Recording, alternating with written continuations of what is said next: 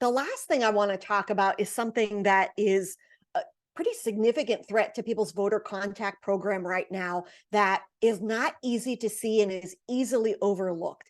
And it's text opt-outs and landlines. Because when you can win or lose some of these races by a very thin margin, you just can't afford to leave any votes on the table, no matter how small that sliver is. And right now, what we're seeing when folks are sending us a voter contact universe is 20 to 25% of those voters have a landline phone.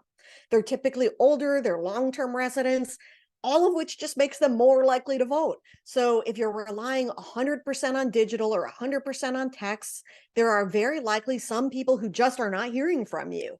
The other danger that we've seen of that text-only mindset is opt-outs, because even under the very best conditions, every text message generates some opt-outs.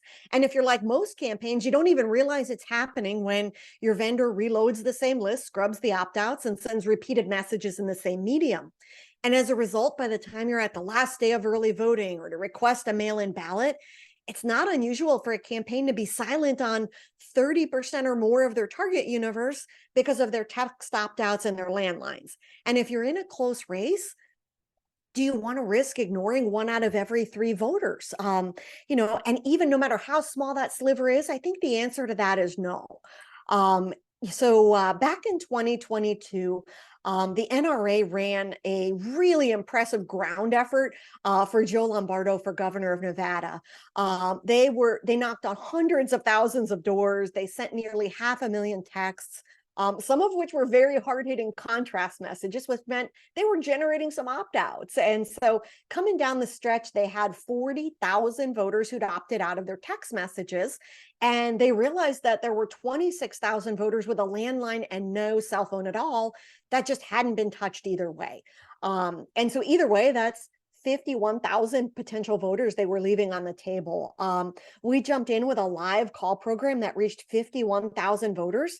And in a race that was decided by less than 15,000 votes, that's just a really big deal.